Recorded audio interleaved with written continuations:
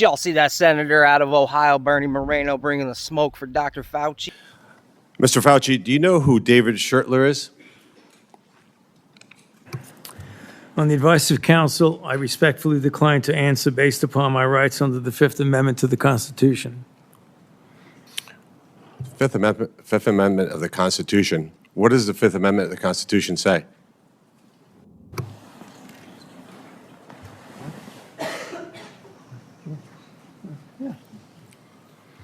On the advice of counsel, I respectfully decline to answer based upon my rights under the Fifth Amendment of the Constitution.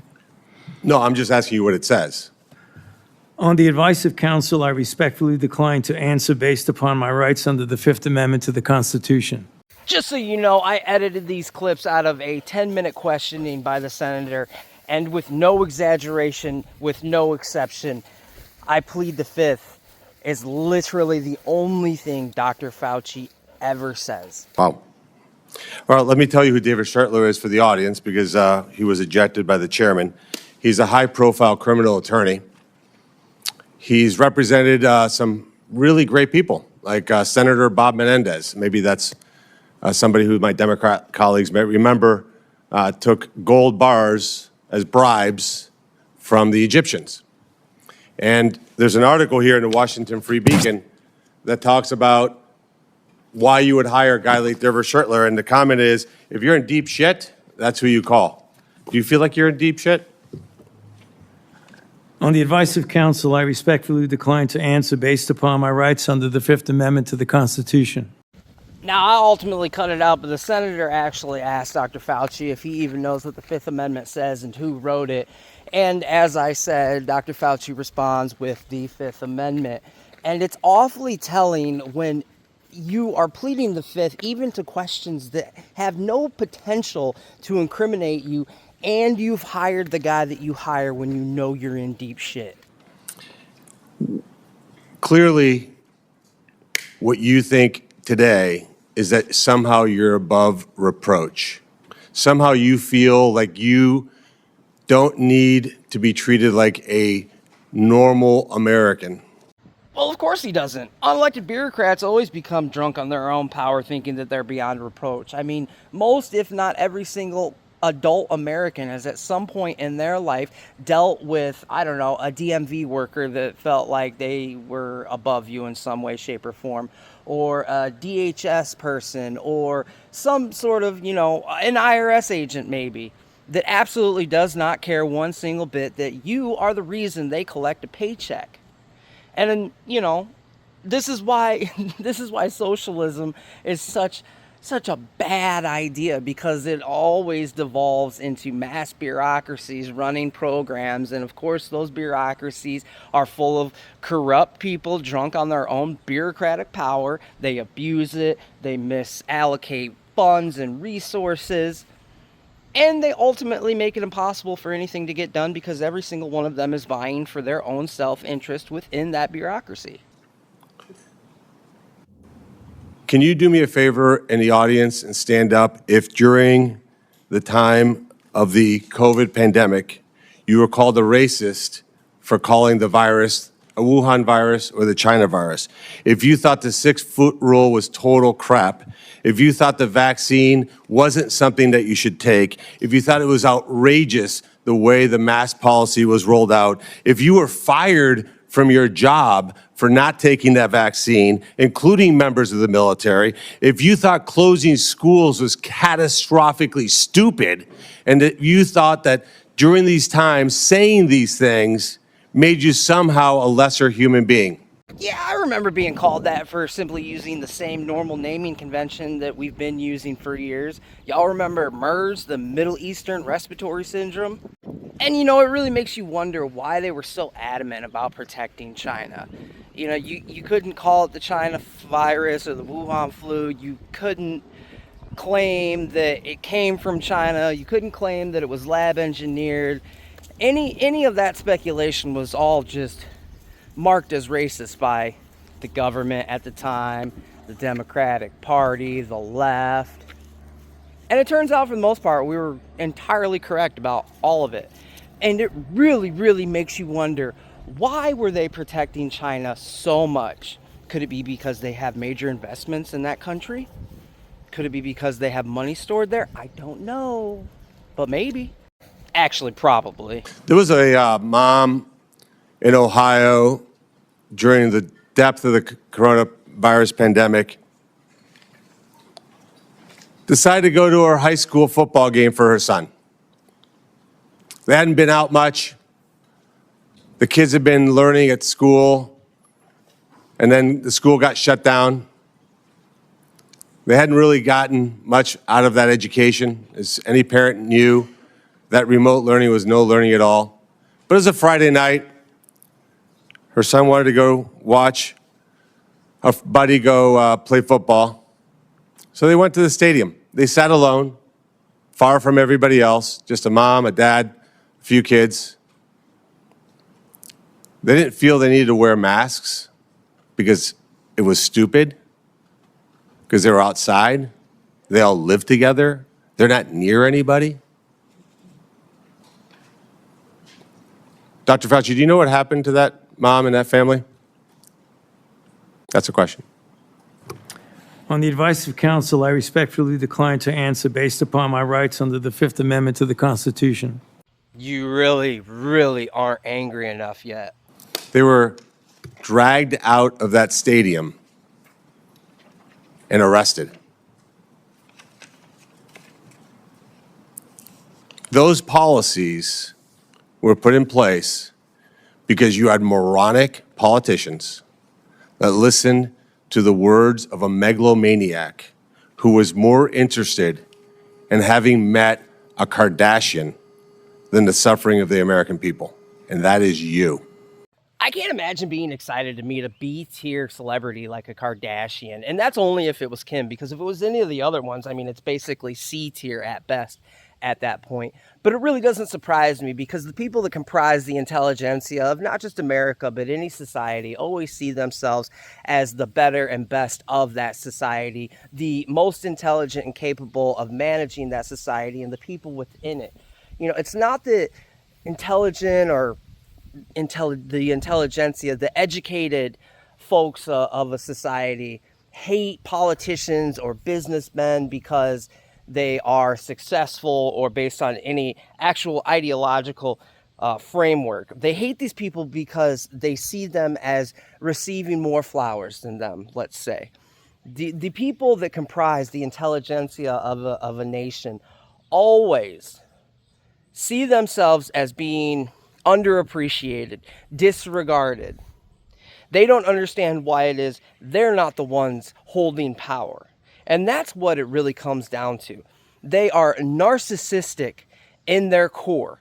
They are so confident in their knowledge, in their degree, and the validation they've received from our institutions that they believe they are beyond reproach, as the senator said earlier. Your advice to communities like that, to idiotic politicians who enforce those rules, arrested that mom for watching a football game with her own family outside. When that story broke, I said to myself, I cannot stand idly on the side and watch this happen. It was about 6 years ago today that I decided I'm going to give up my businesses, sell them all, run for office, run for the United States Senate. Here I am sitting in front of you 6 years later saying, who the fuck do you think you were for doing that? Senator Moreno here, though, he's getting there. It is a total disgrace what you did to this country. And if my Democrat colleagues are standing there defending you, I hope the voters of the United States of America watch the clips of every one of you doting on a guy who was more interested in being a celebrity than saving American people. Like, I literally cannot stress to you, if you've ever seen the Hunger Games and the people that live in the capital cities, that's who these people are.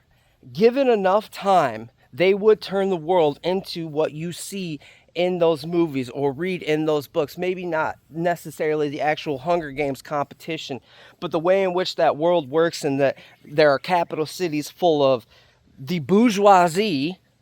while the rest live in rural, underprivileged, underprovided for communities. They would turn the rest of the world into nature preserves while creating megacities to enjoy. So let me ask you an opportunity to answer one question. Will you apologize, just apologize, to the people who you harmed through your actions? Will you say, do you have the dignity to just say you're sorry? On the advice of counsel, I respectfully decline to answer based upon my This guy's never going to apologize, and not because he's afraid of getting in trouble. He knows damn well that he is completely protected from any sort of prosecution due to the immunity granted to him by the pardon from Joe Biden. It was a blanket immunity, so let's not play this game. In fact, him refusing to answer these questions and pleading the fifth when he is immune actually imperils him legally more than him telling the truth would. He's not going to apologize because he sees the rest of us as cattle. People like him, people like Bill Gates, look at the rest of society as nothing more than animals to be managed by the most brilliant of our species. They could kill 1 billion of us and not blink an eye. So you won't apologize to the military members who Joe Biden summarily dismissed from the military for not taking the vaccine? On the advice of counsel, I respectfully decline to answer based upon my rights under the Fifth Amendment to the Constitution. Will you apologize Our servicemen and women, y'all ain't angry enough yet. to the business owners that lost their business, shattered their lives, and they'll never recover? On the advice of counsel, I respectfully decline to answer based upon my rights under the Fifth Amendment to the Constitution. American entrepreneurs, you're not angry enough yet. Will you apologize to the moms who had to force their infant children, 2, 3, 4-year-olds, to put masks on, and what that did and how that traumatized those kids? On the advice of counsel, I respectfully decline to answer based upon my rights under the Fifth Amendment to the Constitution. And parents, I know y'all been pushing, but you need to push harder. You're still not angry enough. You apologize to the family members of the people who died because they took your advice and not only got the first vaccine, but the 5, 6 other boosters that they did not need? Based upon my rights under the Fifth Amendment to the Constitution. Will you apologize to that mom from Ohio for being arrested for watching a football game with her family? So the Committee on Homeland Security and Government Affairs is moving to take a vote on contempt of Congress charges.